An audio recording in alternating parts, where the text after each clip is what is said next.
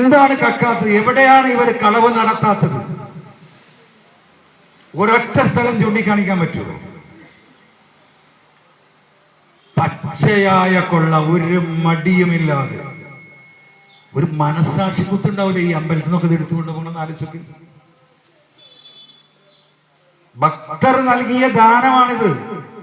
ഒരു ഭക്തിയുടെ ഭാഗമായി വികാരപരമായി ആ ഭണ്ഡാരത്തിൽ നിക്ഷേപിക്കുന്നത് എന്തൊക്കെ അടിച്ചു മാറ്റി എന്നുള്ളത് അയ്യപ്പന് പോലും അറിയില്ല.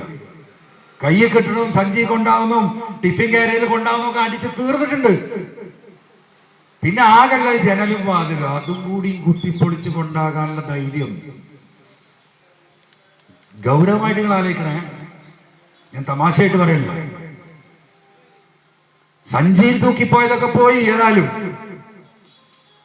ഇപ്പൊ ഏറ്റവും അവസാനം പുറത്തു വരാൻ നിൽക്കുന്നത് പത്മനാഭ ക്ഷേത്രത്തിലൊരു തയങ്ങിയില്ല എന്നാണ്.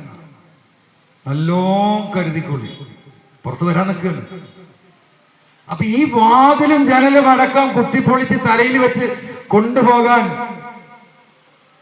ഈ മുരാരി ബാബും ഈ പത്മകുമാറും ഒറ്റക്ക് തീരുമാനിക്കുമെന്ന് വിശ്വസിക്കാൻ എനിക്ക് പ്രയാസമില്ല.